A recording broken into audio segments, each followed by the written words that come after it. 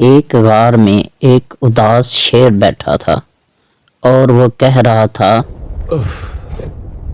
زندگی کتنی بورنگ ہو گئی ہے۔ اچانک ایک لومڑی شیر کے پاس آئی اور وہ کہنے لگی، اے بادشاہ، میرے پاس ایک منصوبہ ہے جس سے میں آپ کی بھوک مٹا سکتی ہوں۔ پھر وہ لومڑی ایک بیوقوف گدھے کے پاس پہنچی اور گدھے سے کہنے لگی، اے گدھے میاں، میں شیر کے پاس سے آئی ہوں، وہ آپ کو اپنا وزیر بنانا چاہتے ہیں۔ یہ سن کر گدھے میاں خوابوں میں کھو گئے۔ میں جنگل کا وزیر بنوں گا۔ گدھے میاں اب شیر سے ملنے کے لیے بہت بےتاب تھے۔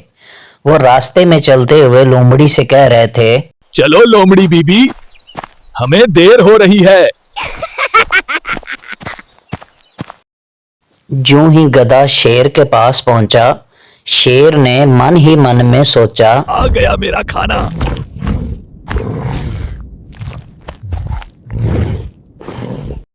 اچانک گدھے کو خیال آیا کہ میں تو وزیر ہوں۔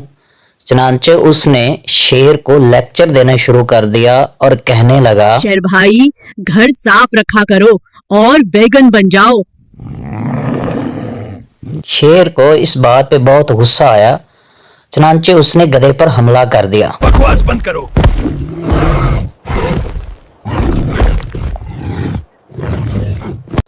شیر گدھے کو کھانے کے بعد کہنے لگا، اب سکون ملا۔ اچانک لومڑی غار میں کچھ تلاش کرنے لگی اور کہنے لگی، بادشاہ سلامت، اس کا دماغ نظر نہیں آ رہا۔ اور پھر تھوڑی دیر بعد گدھے کا دماغ اسے مل گیا۔ ملنے کے بعد وہ بادشاہ سے کہنے لگی، بادشاہ سلامت، اس کا دماغ تو بہت مزیدار تھا جو آپ نے کھایا ہی نہیں۔ اس بات پر شیر کہنے لگا، اگر اس میں دماغ ہوتا تو کیا یہ یہاں آتا؟ یہ بات سن کر لومڑی بہت ڈر گئی۔ اسے لگا کہ اب اس کی زندگی ختم ہو گئی ہے اور وہ شیر سے کہنے لگی، ارے، یہ آپ میری طرف ایسے کیوں دیکھ رہے ہیں؟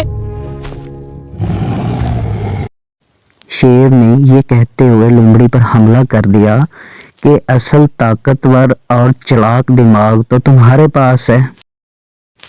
اور آخرکار شیر نے لومڑی کو کھانے کے بعد کہا، آج تو ڈبل دعوت ہو گئی۔